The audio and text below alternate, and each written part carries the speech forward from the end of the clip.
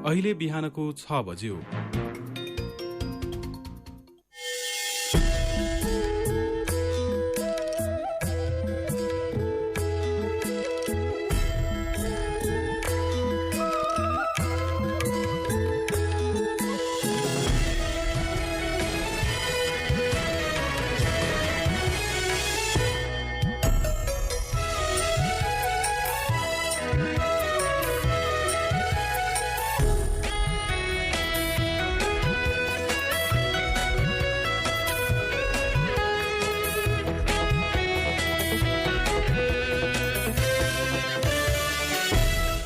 नमस्कार तथा सुप्रभात।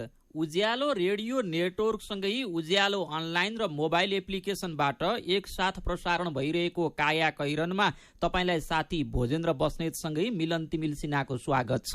आज 2079 साल फागुन 13 गते शनिबार, फागुन शुक्ल पक्षको षष्ठी तिथि, सन् 2023 फेब्रुअरी 25 तारिक।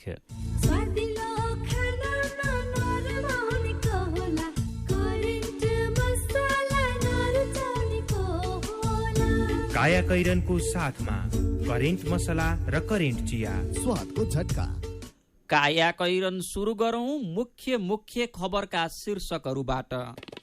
2 वर्षपछि सहकार्यमा जुटेका एमाले र माओवादीको गठबन्धन 2 महिनामै भत्कियो। रामचन्द्र पौडेल राष्ट्रपतिमा लगभग पक्का, प्रचण्ड, देउवा र नेपाल पालै पालो प्रधानमन्त्री बन्ने। कानून बनाउने दायित्व बोकेका सांसदहरूमा समेत भत्ताका लागि मात्रै हाजिर गर्ने प्रवृत्ति। सांसदहरू हाजिर गरेर बाहिरेपछि गणपूरक संख्या नपुगेर हिजोको बैठक स्थगित। अनलाइन गेम खेल्ने र सामाजिक सञ्जाल प्रयोग गर्ने क्रममा बालबालिका डिजिटल हिंसामा, साइबर अपराधमा बालकको संलग्नता बढ्दो, अभिभावक र शिक्षक सचेत हुनुपर्ने। विश्वव्यापी सम्पत्ति शुद्धिकरण विरोधी निगरानी संस्था FATF द्वारा रुसको सदस्यता निलम्बन, युक्रेन आक्रमण आधारभूत सिद्धान्त विपरीत रहेको भनाई। र 19 वर्ष मुनिको विश्वकपको एसिया छनौटमा नेपालको विजय सुरुवात।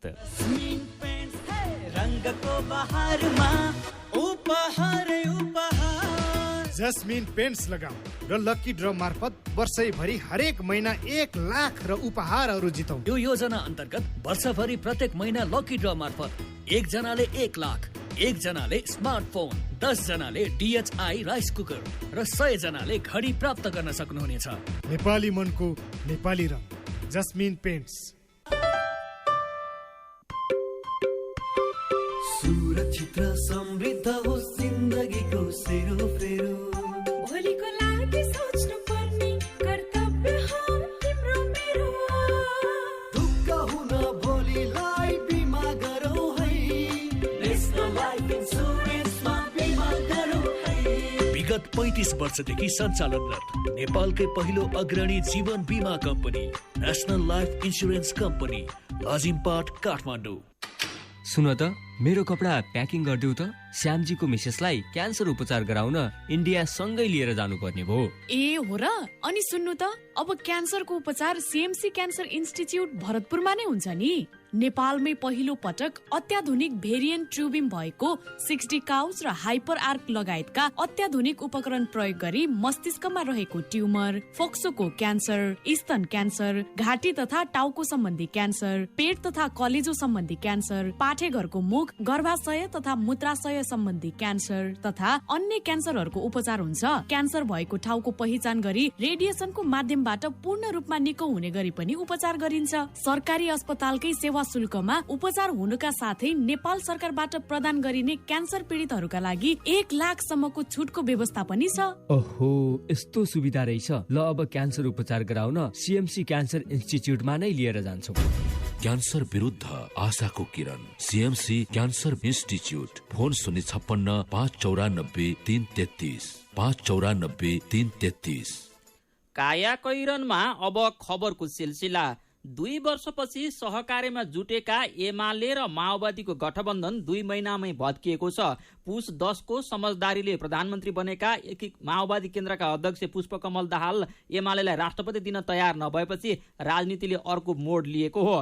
राष्ट्रिय मुद्दा सम्बोधन गर्न भन्दै कांग्रेस उम्मेद्वारलाई राष्ट्रपति बनाउन 8 दल सहमत भएका छन्। प्रधानमन्त्री निवास बालुवाटारमा हिजो दिनभर विभिन्न चरणमा भएका बैठकपछि कांग्रेस, माओवादी, एकीकृत समाजवादी, जसपा, लोसपा, नागरिक उन्मुक्ति, जनमत र जनमोर्चाका नेताहरू समझदारीमा पुगेका हुन्।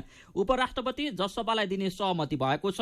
जसपा अध्यक्ष उपेन्द्र यादवलाई संसदमा ल्याउन प्रधानमन्त्री प्रचण्ड लचक भएपछि समझदारीमा सहजता बनेको कांग्रेस नेताहरूको भनाइ छ। संसदको यो कार्यकालमा 3 जना प्रधानमन्त्री हुने गरी कांग्रेस, माओवादी, एकीकृत समाजवादी बीच सत्ता साझेदारीको सहमति बनेको छ। मिलेर जाँदा सबैलाई भूमिका हुने गरी बाँडफाँड गर्ने सहमति भएको छ। राष्ट्रपति र उपराष्ट्रपति बाहेक प्रधानमन्त्री 3 दलले आलोपालो गर्ने सहमति भएको छ। तर कसले कति समय गर्ने भन्ने ठोस सहमति जुटेपछि लिखित गर्ने तयारी रहेको छ।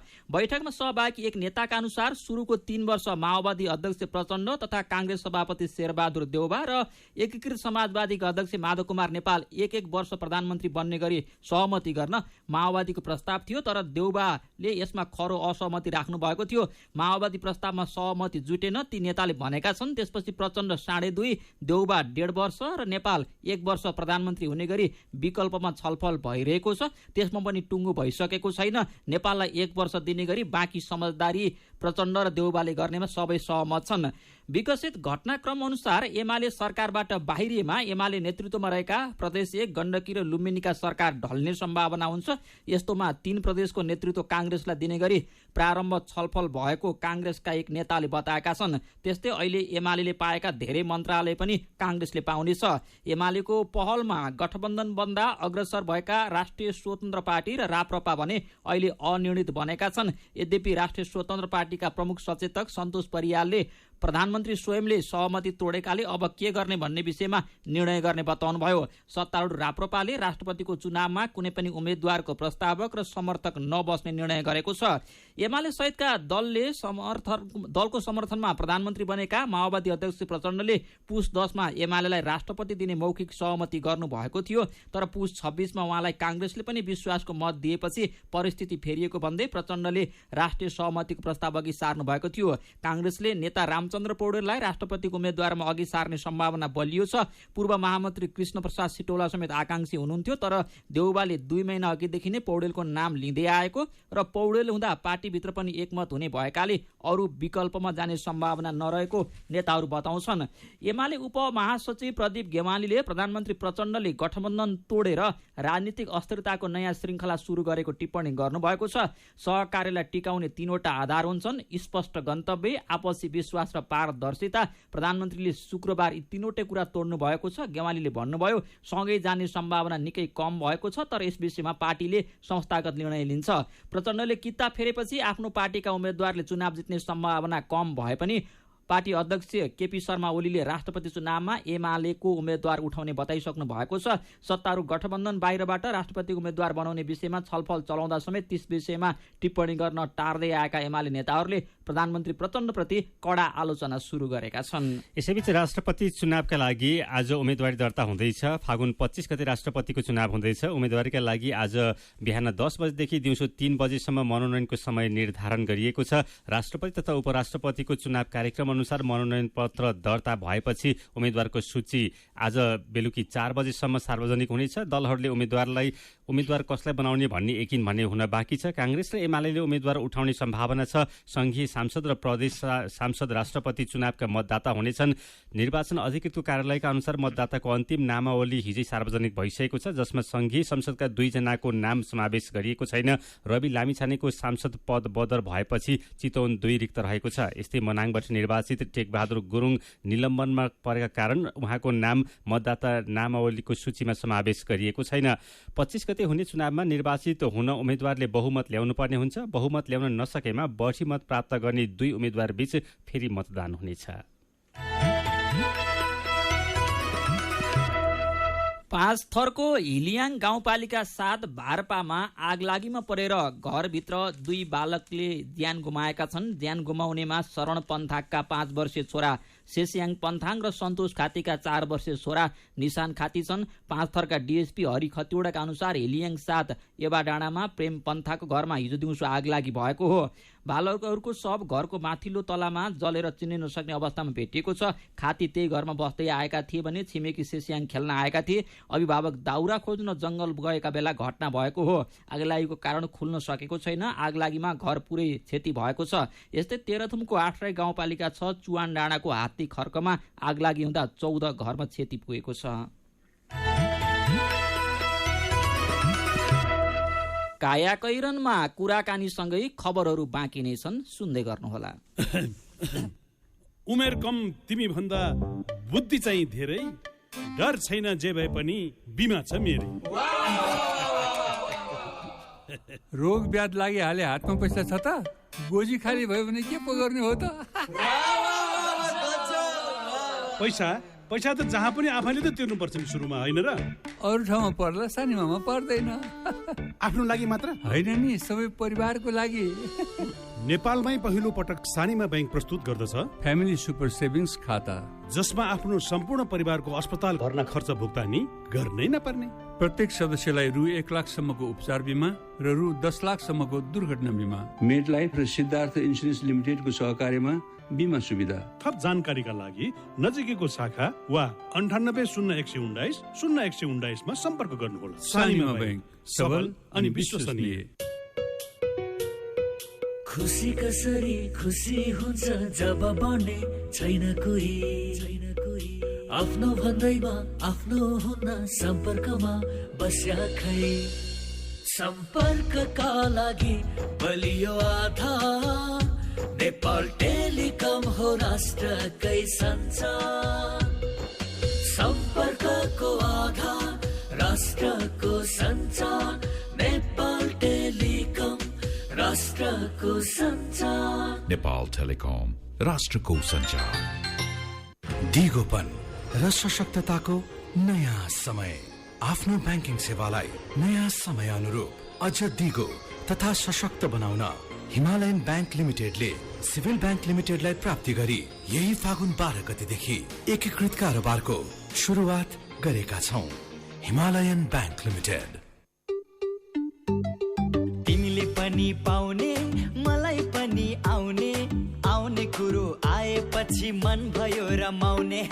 आइएमई पे रिफर गरिदे, मलाई पनि फाइदा अनि तिमीलाई पनि छ। आइएमई पे रिफर गरिदे, मलाई पनि फाइदा अनि तिमीलाई पनि छ। IME pay refer and earn offer. IME pay mobile एपलाई आफ्नो साथी सर्कलमा रिफर गर्ने र सो रिफर एक्सेप्ट गर्ने दुवैले पाउनुहोस् 25-25 रुपैयाँ। थोरै बचत धेरै कायदा, बीमाका छन् फाइदा। सरकारी स्वामित्व र बीमाको क्षेत्रमा विश्वसनीय नाम राष्ट्रिय बीमा संस्थान। जीवन बीमाका लागि आजै राष्ट्रिय बीमा संस्थान रामशाहपथ काठमाडौँ वा नजिकैको शाखामा सम्पर्क गरौँ। उज्यालो रेडियो नेटवर्कसँगै उज्यालो अनलाइन र मोबाइल एप्लिकेसनमा प्रसारण भइरहेको काया कैरनमा तपाईँलाई फेरि स्वागत छ। यतिन्जेल हामीले 2 वर्षपछि सहकार्यमा जुटेका एमाले र माओवादीको गठबन्धन 2 महिनामै भत्कियो। रामचन्द्र पौडेल राष्ट्रपतिमा लगभग पक्का। प्रचण्ड देउबा र नेपाल पालै पालो प्रधानमन्त्री बन्ने। राष्ट्रपतिमा उम्मेदवारी आज। 5 थरमा आगलागीमा परेर 2 बालकको ज्यान गयो लगायतका खबर प्रस्तुत गर्यौं। अब बाँकी खबर। प्रतिनिधि सभाका सांसद हाजिर गरेर बाहिरिएपछि गणपूरक संख्या नपुगेका कारण हिजो संसद बैठक स्थगित भएको छ। बैठक अघि बढ्न नसकेपछि राष्ट्रिय सभाबाट पारित अनुगमन तथा मूल्याङ्कन विधेयक 2078 माथि विचार गरियोस् भन्ने प्रस्ताव प्रक्रियामा जान सकेन।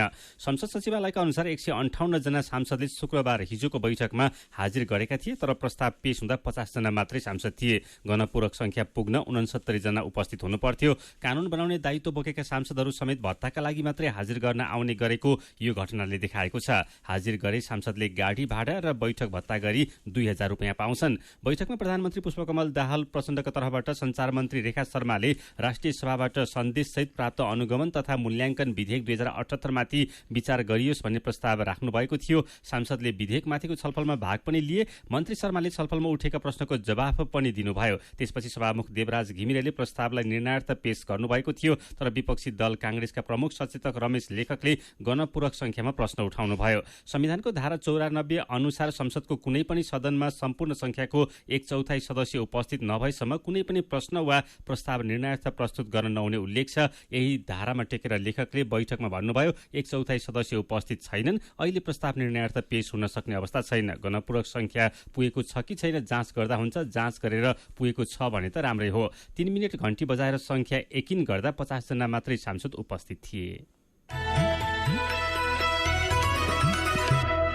महिला र किशोरीमाथि डिजिटल हिंसा गर्नेमा वयस्क पुरुषको संख्या अधिक रहेको प्रहरीको अनुसन्धानले देखाएको छ। कुल पीडक मध्ये 15% हाराहारी किशोर अर्थात् बालक रहेको साइबर ब्युरोका इन्सपेक्टर राजकुमार खड्कीले बताउनुभयो। इन्टरनेट प्रविधिको प्रयोग र पहुँच बढिरहेको छ, किशोर पीडकको संख्या पनि बढ्दो छ। उहाँले भन्नुभयो इन्टरनेटको सुरक्षित प्रयोगको चेतना नहुँदा अभिभावकले आफ्ना सन्तानलाई बन्द कोठाभित्र छोडिदिँदा जोखिम बढेको छ। किशोरीहरू वयस्क पुरुष र किशोरहरूबाट हिंसामा पर्ने गरेका छन्। सुरक्षित इन्टरनेट दिवसको अवसरमा केही दिन अघि काठमाडौँमा भएको एक कार्यक्रममा साइबर ब्युरोका प्रमुख नवीन अरियालले अनलाइन गेम खेल्ने र सामाजिक सञ्जाल प्रयोग गर्ने क्रममा बालबालिका डिजिटल हिंसामा परिरहेको र यो दर बढिरहेकाले अभिभावक र शिक्षकले बालबालिकाको सुरक्षामा ख्याल राख्नुपर्ने बताउनुभयो। नचिनेको नम्बर र इमेलबाट आउने लिङ्क क्लिक नगर्ने, पासवर्ड, स्थान, दैनिकी, फोन नम्बर जस्ता व्यक्तिगत विवरण गोप्य राख्ने, आफ्नो परिवारको वा घरको भिडियो वा तस्बिर सोचविचार गरेर मात्रै सामाजिक सञ्जालमा पोस्ट गर्ने तथा नचिनेका व्यक्तिलाई फेसबुक जस्ता सामाजिक सञ्जालमा साथी नबनाउने गरेमा डिजिटल माध्यमबाट हुने असुरक्षाबाट जोगिन सक्ने विज्ञको भनाइ छ। साइबर ब्युरोमा आउने उजुरीहरूमाथि विद्युतीय कारोबार ऐन 2063 को दफा 47 बमोजिम अनुसन्धान र कारबाही हुँदै आएका छन्। त्योभन्दा परिष्कृत बालबालिका ऐन 2075 आइसकेको हुनाले बालबालिकाको हकमा विद्युतीय कारोबार ऐन उपयुक्त नहुने बाल अधिकार कर्मीहरूको भनाइरहेको छ। काठमाडौँ उपत्यका सहित देशका विभिन्न ठाउँमा बर्ड फ्लूको संक्रमण देखिन थालेको छ। बर्ड फ्लूका कारण हरेक वर्ष किसानले ठूलो आर्थिक क्षति भोग्दै आएका छन्। साथै दिपा तिमिल सिन्हाले पशु सेवा विभागका वरिष्ठ पशु विकास अधिकृत डाक्टर चन्द्र ढकाललाई नेपालमा बर्ड फ्लूको जोखिम बढेको हो भनेर सोध्नु भएको छ। विशेष गरी यो समय फिरन्ते घुमन्ते चराहरूको माइग्रेसन हुने सिजन पनि भएको हुनाले पनि विगतको समयदेखि यो सिजनमा बढी रोग देखिने गरेको छ र यो क्रम यो वर्ष पनि जारी रहेको देखिन्छ। बर्ड फ्लू देखिसकेपछि कुखुरा, दाना, पन्छीहरू अण्डा लगायत नै नष्ट गर्नुपर्छ कि यसको विकल्प अरू केही छ कि? कसो भने यो रोगको प्रकृतिको कारणले रोग नियन्त्रणको लागि चाहिँ यो नष्ट गर्ने तरिका अवलम्बन गरिएको हो। रोग लाग्नै नदिनु सबभन्दा महत्त्वपूर्ण र सबभन्दा चाहिँ प्रभावकारी उपाय हो। रोग लागिसकेपछि त्यसलाई नियन्त्रण गर्नको लागि चाहिँ खोप लगाउने अथवा चाहिँ मुभमेन्ट कन्ट्रोल गर्ने। बर्ड फ्लू रोग चाहिँ कस्तो हुन्छ भने यो जति एक ठाउँबाट चाहिँ अर्को ठाउँमा सर्छ उति त्यसको चाहिँ क्षमता बढ्दै जाने हुनाले विश्व पशु स्वास्थ्य संगठनले नै सिफारिस गरेको सबभन्दा उपयुक्त विधि भनेको स्टाम्पिङ आउट अथवा चाहिँ त्यसलाई नष्ट गरेर अर्को ठाउँमा फैलिन नदिने विधि हो। यसरी नष्ट गर्दाखेरि पनि निकै ठुलो मात्रामा चाहिँ आर्थिक क्षति हुने र नेपाल जस्तो इकोनोमीले चाहिँ कम्पेन्सेसनमा पनि अप्ठ्यारो परिराख्ने हुनाले चाहिँ हामीले नष्ट नगरिकन अरूको विकल्प छ कि भनेर चाहिँ उपाय खोजिएको हो। तर पनि के त भन्दा यसमा संक्रमण बर्ड फ्लूको संक्रमण जीवित पन्छीको साथसाथै त्यसमा चाहिँ प्रयोग हुने सामग्रीहरू, दाना, ढुवानी, त्यसमा प्रयोग हुने चाहिँ बोरा लगायतका चाहिँ उपकरणहरूले पनि सार्न सक्ने हुनाले नष्ट गर्नु परेको कारण चाहिँ त्यो हो। एकपल्ट संक्रमित भइसकेपछि संक्रमित पदार्थले चाहिँ अरू पनि ठाउँमा चाहिँ रोग सार्न सक्ने र रोग चाहिँ झन्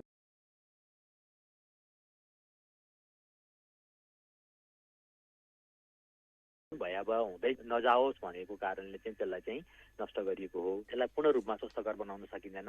अब रोग लाग्नै नदिनको लागि चाहिँ कसरी ध्यान दिने त के गर्ने? किसानहरूले चाहिँ सबभन्दा मुख्य कुरा त जैविक सुरक्षा, फार्म परिसरमा जैविक सुरक्षाका विधिहरू अपनाउनु पर्यो हैन।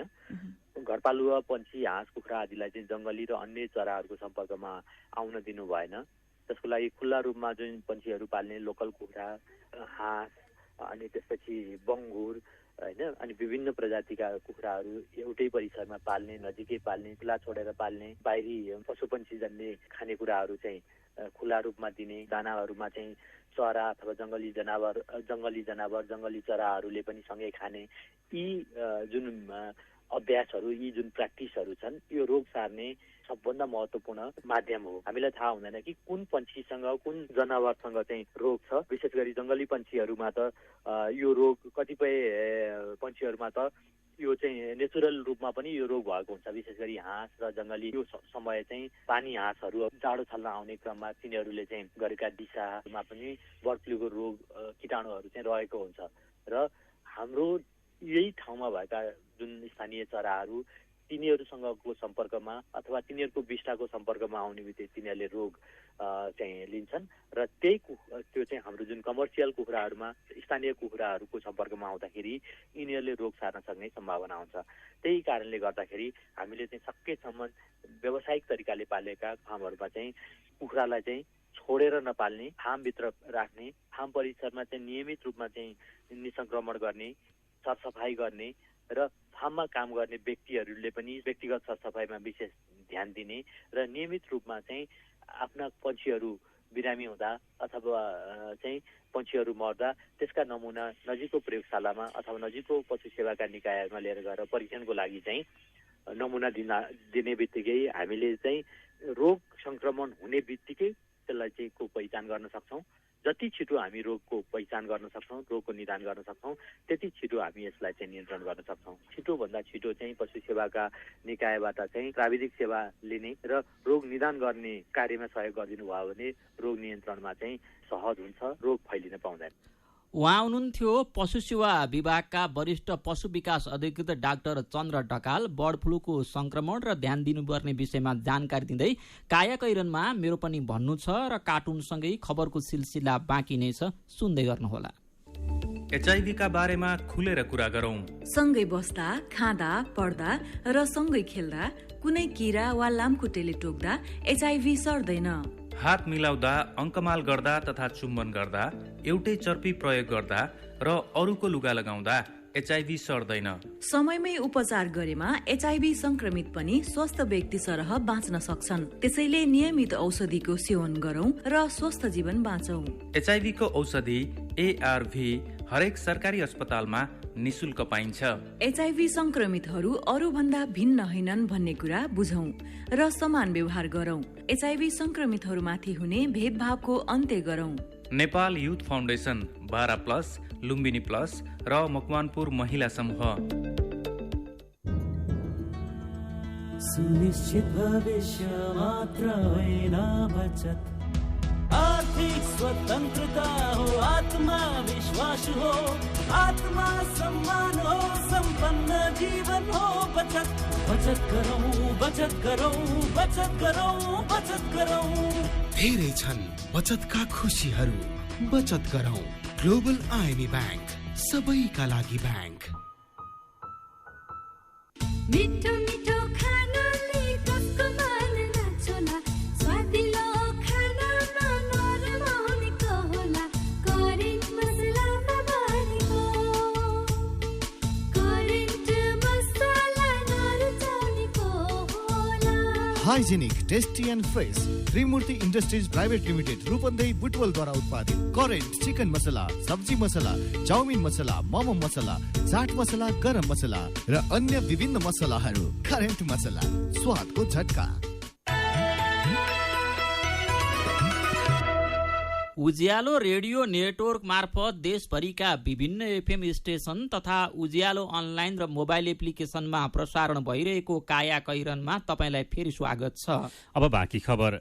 4 हप्ता अघि सडकमा तरकारी फालेर विरोध प्रदर्शनमा उत्रिएका चितवनका किसानले हिजो सडकमा कालो बेलुन उडाउँदै ट्र्याक्टर मार्च निकालेका छन्। भारतीय तरकारी आउँदा स्थानीय उत्पादनले मूल्य नपाएको विरोधमा माघ 20 गते नारायणगढ पुलचोकमा तरकारी फाल्ने कार्यक्रम आयोजना गरेको चितवन किसान संघर्ष समितिले ट्र्याक्टर मार्च निकालेको हो। भरतपुरको केन्द्रीय बस पार्कमा भेला भएका किसानहरू बाइपास सडक हुँदै मालपोत चोक कृषि ज्ञान केन्द्र 24 कोठी पुगेका थिए। त्यसपछि उनीहरू अगाडि बढेर नारायणगढसम्म आएका थिए। विरोध कार्यक्रममा सहभागीहरूले रासायनिक मलको उचित मूल्य धर्मरमा 3000 तिरे घर घरमा भन्ने प्ले कार्ड पनि बोकेका थिए। सरकारले आवश्यकता अनुसार रासायनिक मल उपलब्ध गराउन नसक्दा कालो बजारी बढेको छ। सरकारले दिने अनुदान असली किसानले पाउन नसकेको उनीहरूले गुनासो गरेका छन्। शुक्रनगरका युवा किसान सुमन सुवेदीले माघ 20 गतेको प्रदर्शनले ध्यान ताने पनि समाधानमा सरकार उदासीन बनेको बताउनुभयो। हामी युवा देशमै केही गरौं भनेर कसिएका हौं। उहाँले भन्नुभयो समस्या छन् तर त्यसलाई सरकारले सुन्नुपर्छ, समाधान गर्नुपर्छ। हामी त्यसै बस्दैनौं। सडकबाट होस् वा अन्य शान्तिपूर्ण तरिका के गरेर हुन्छ हामी निरन्तर दबाब दिइरहनेछौँ उहाँले भन्नुभयो। अचेल ट्र्याक्टर नै किसानको भरपर्दो कृषि औजार भएका कारण सडकमा ट्र्याक्टर मार्चसहित विरोध प्रदर्शन गरेको तरकारी उत्पादक अर्का युवा किसान धनु अधिकारीले बताउनुभयो। मेरो पनि भन्नु छ। पर्याप्त हिउँदे वर्षा र हिमपात नहुँदा परेको असरबारे ईश्वरी चपाई लेख्नुहुन्छ। त्यसै पनि धुवाँ धुलोले काठमाडौँ भरिएकै छ। अहिलेको अवस्था त झन बिग्रदो छ। बाहिर निस्कदा आँखा पोलेर बिजोक हुन्छ। वर्षा नहुँदा इनारहरूमा पानीको कमी भएको छ। अर्घाखाँचीका केशव सरू लेख्नुहुन्छ। कार्तिकपछि पानी नपरेकाले हिउँदे बाली शून्य प्राय छ। श्वास प्रश्वासका बिरामी बढेका छन्। आँखा पोल्ने टाउको दुख्ने समस्या बढ्दो छ। शिव पौडेलले जताततै धुलो धुवाँ फैलिएको छ। रुगाखोकी भाइरल ज्वरो देखिन थालेको छ। खेतीपाती पानी नपाएर सुक्न थालेका छन्। किसानहरूमा अन्न उत्पादनमा कमी आएर भोकमरी लाग्छ भन्ने चिन्ता बढेको छ। तरकारी खेतीमा लाग्ने किराहरू बढ्दै गएर भएका तरकारी पनि जोगाउन हैरान छ भनेर लेख्नु भएको छ।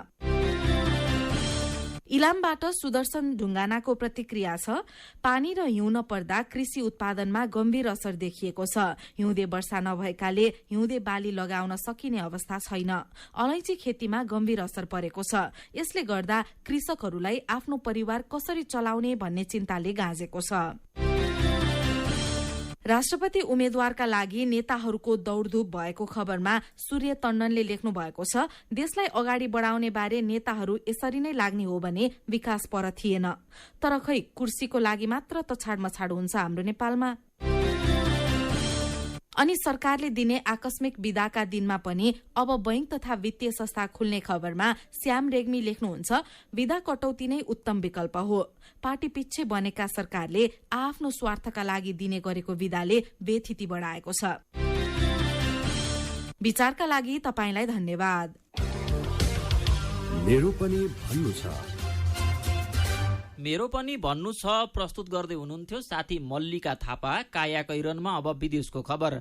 विश्वव्यापी सम्पत्ति शुद्धिकरण विरोधी निगरानी संस्था financial action task force FATF ले रुसको सदस्यता निलम्बन गरेको छ। समूहले विज्ञप्ति निकालेर रुसको कदम FATF को आधारभूत सिद्धान्तको विपरीत रहेको पाइएकाले कारबाही अघि बढाएको बताएको समाचार संस्था AFP ले जनाएको छ। युक्रेनमा भइरहेको रुसी आक्रमणलाई लिएर रुसको सदस्यता खारेज भएको हो। FATF ले 200 भन्दा बढी देश र क्षेत्राधिकारका लागि मापदण्ड निर्धारण गरी लागु औषध तस्करी, मानव तस्करी र आतंकवाद जस्ता गम्भीर अपराधहरूको सामना गर्न मद्दत गर्छ।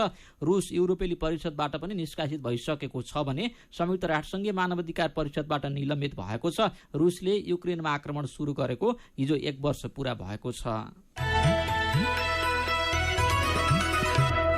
अब खेल खबर। युएईमा चलिरहेको आईसीसी 19 वर्ष मुनिको पुरुष विश्वकपको एसिया छनौट प्रतियोगितामा नेपालले सिंगापुरलाई 96 रनले पराजित गरेको छ। नेपालले दिएको 262 रनको लक्ष्य पछ्याएको सिंगापुर 50 ओभरमा 7 विकेट गुमाएर 165 रनमा समेटियो। त्यसअघि टस जितेर पहिले ब्याटिङ गरेको नेपालले 50 ओभरमा 7 विकेट गुमाएर 261 रन बनाएको थियो। नेपालका लागि आकाश त्रिपाठीले 78 रन र विशाल विक्रम केसीले 54 रन बनाए। प्रतियोगितामा नेपालसहित सिंगापुर, कुवेत, हङकङ, मलेसिया र आयोजक युएईको सहभागिता रहेको छ। दोस्रो खेलमा आज कुवेतसँग खेल्ने नेपालले भोलि हङकङसँग तेस्रो खेल खेल्नेछ। यस्तै चौथो खेल मंगलबार मलेसियासँग र पाँचौं खेल बिहिबार घरेलु टोली युएईसँग खेल्नेछ। राउन्ड रोबिनका आधारमा हुने प्रतियोगिताको शीर्ष टोली 2024मा श्रीलङ्कामा हुने 19 वर्ष मुनिको विश्वकपका लागि छनौट हुनेछ।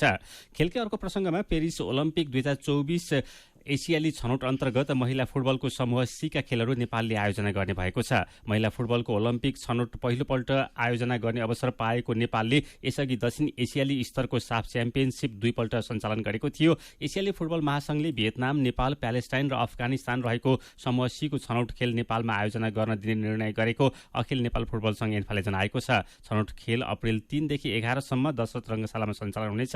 प्यालेस्टाइन सहभागी नहुने भएपछि समूहमा 3 देशले प्रतिस्पर्धा व्यवस्था गर्नेछन्। कायाकैरनमा अब केही खबर संक्षेपमा। नीति अनुसन्धान प्रतिष्ठानले अहिले सञ्चालनमा रहेका विश्वविद्यालय र क्याम्पसहरूको सुधार, क्षमता विकास र स्तरीकरण बिना नयाँ विश्वविद्यालय स्थापना गर्न नहुने सुझाव दिएको छ। ललितपुर महानगरपालिकाका मेयर चिरीबाबु महर्जनले मेट्रो रेलको रणनीतिक अवधारणा काठमाडौँ महानगरपालिकाका मेयर बालेन्द्र शाहलाई बुझाउनु भएको छ। उपत्यकाका लागि मेट्रो रेल निर्विकल्प भएको भन्दै हिजो काठमाडौँ महानगर पुगेर महर्जनले अवधारणा पत्र बुझाउनु भएको हो। र युक्रेनमा युद्ध अन्त्य गर्न आह्वान गरेको प्रस्तावको पक्षमा नेपाल सहित 141 देशहरूले मतदान गरेका छन्। कायाकैरनमा अब चाहिँ पालो आयो उखानको। जति मान्छे त्यति खिचडी। उखानसँगै हामी कायाकैरनको अन्त्यमा आइपुगेका छौँ। आजका मुख्य खबर फेरि एकपटक।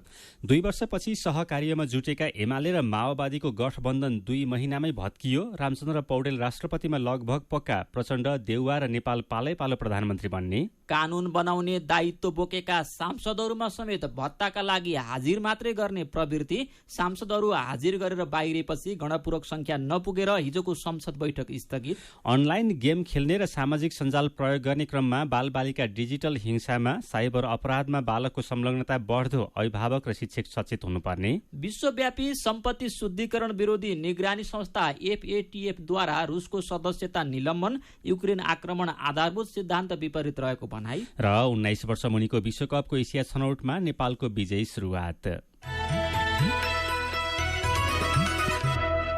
र अन्त्यमा आजको कार्टुन। आज हामीले रविन्द्र मानन्दरले बनाउनु भएको एउटा पुरानो कार्टुन लिएका छौँ। प्रधानमन्त्री प्रचण्डको स्वभावसँग यो कार्टुन मेल खान्छ। प्रचण्डलाई धेरैले भन्छन् कुरा फेरिरहने अस्थिर नेता। यसपटक राष्ट्रपति चयनको प्रक्रियामा पनि उहाँको स्वभाव यस्तै देखिएको छ। कहिले कसलाई राष्ट्रपतिमा समर्थन गर्ने कुरा गर्छु भनेर उहाँले कुरा फेरिरहनु भएको छ। कुरा फेरिरहने स्वभावलाई छेपारो प्रवृत्ति पनि भनिन्छ। यहाँ कार्टुनमा एउटा रुखको हाँगोमा छेपारो र अर्को प्रचण्ड जस्तै देखिने आकृति छ। अनि छेपारोले प्रचण्ड जस्तै देखिने आकृतिसँग सोध्दैछ, अनि दाजु के छ नि त हाल खबर?